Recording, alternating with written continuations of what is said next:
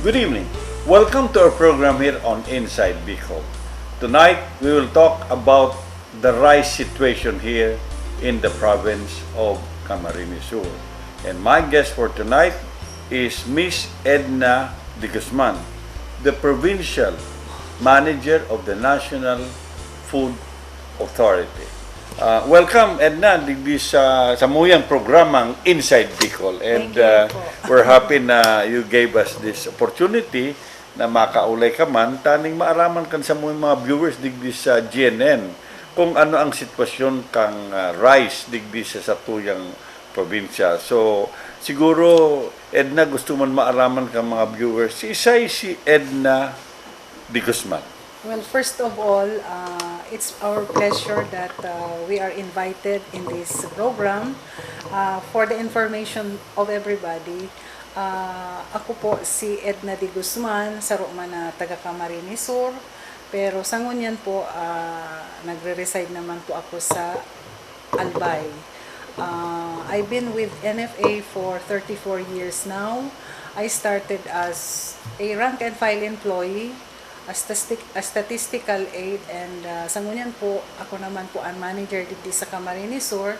But aside from this, hali naman po ako sa Sorsogon, sa Masbate, sa Catarman, and also sa Legazpi. Okay. Edna, siguro for the information kang viewers, we also have viewers here, mga Bicolanos overseas, because they can watch us on the internet. They can also watch us on cable and also on free-to-air TV. Aram ang gulpi sa tuyo nagdadalan dyan na maski ang ordinaryong TV nakaka-pick up. So siguro gustong maaraman niya, ano ang pinaka-primary function kang National Food Authority? Iyo po. Ang National Food Authority po na this was created actually under PD4. During the time of late President Marcos, na ang inot nga ni po kaining pangaran is National Grains Authority. But because of additional functions na tinao sa MUYA, for so many years now, na-change po si pangaran mi sa National Food Authority. Sa ngunyan po, ang mandato po kang National Food Authority, dua po iyan. One is yung food security and the other one is stabilization.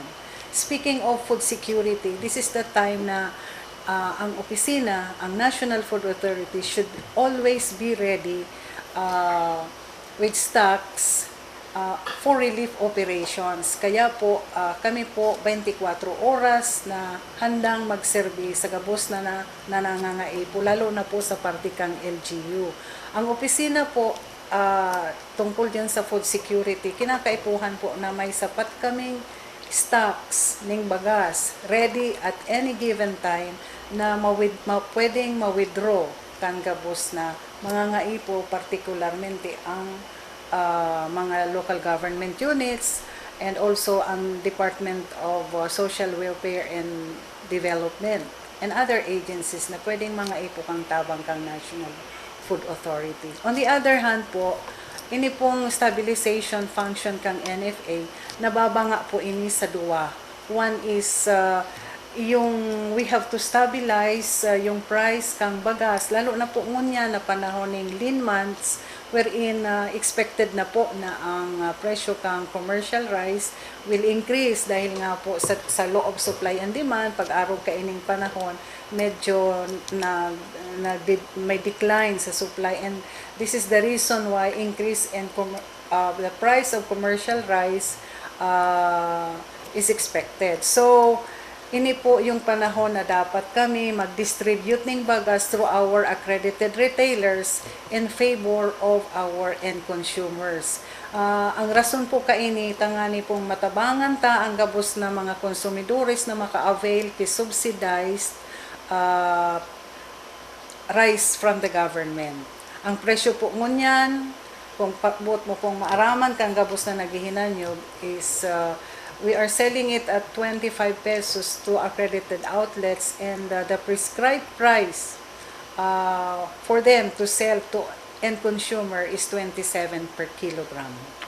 So sa kunyo naman po, sa parte naman ng Parauma, we have to help them get a fair return on investment, especially po during time of harvest.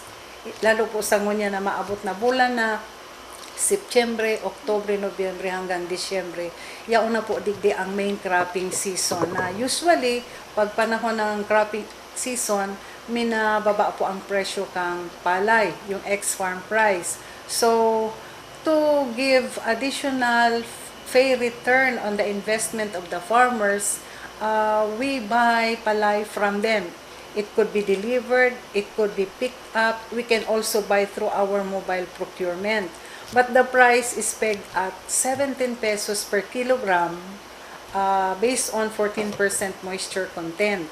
And on top of that, the price is increased up to 70 centavos, meaning to say na we are giving additional 70 centavos as incentives. For individual farmers, the additional incentive is only 40 centavos per kilogram. Yung 70 centavos are for farmers organization. The breakdown of these incentives, 20 centavos for delivery incentive, 20 centavos for drying incentive. Yung delivery incentive, that is, if they are going to deliver it to us, we will give them an incentive of 20 centavos. Now, if the farmer will deliver dry palay at 14% moisture content, we are giving them another 20 centavos. So that makes 40 centavos for individual farmer. Now, on the other hand, if the farmers organization will be the one to deliver, we are giving additional 30 centavos cooperative development incentive fee, so that for farmers organization the price will reach 17.70 per kilogram. Okay. So, garo ang pakaintindi ko pala, ang pinaka-primary function nindo is to provide an affordable rice in case na may mga problema, mga Yes, kalamidad, sir. Opo. tangan matabangan si mga kasaraditan, and at the same time, ito man ng mga farmers matabangan man, stabilize ang presyo, tangan ni sinda medyo makakabawi. Iyo po. Okay. Now, ang apot ko is this, no? Kasi ano bang impression kang mga tao pag sinabing NFA rice ngayon, normal yung klase. Iya. Pero pigkakan kang mga ordinaryong tao lang, ano? So, ang apot ko, saan naghali ang supply nindo? And ano itong pigsasabing, ano ang difference talaga kang bagas na galing sa NFA, sagot itong mga commercial? Ang sa NFA po, yun lang, ang igwa lang po na bagas na otorisado kaming magbenta, ito pong pigaapod na regular milled rice. And then, yung sa Roman is well milled rice. Considering na dakol ang nangangaipo at mas dakol po ang populasyon itong pigaapod tang masa, mas kaipuhan po ninda itong barato. Kaya po ang samuyang milling recovery is based on regular milling. Na kung ano ang degree po kaini is 65%. 65% recovery. So, ang presyo po kayan sa mga retailer, pipapabaka lang po yan na 1,250 or 25 centavos. And that will be only sold to consumer at 27. Okay. Pero ang quality, okay, ma'am.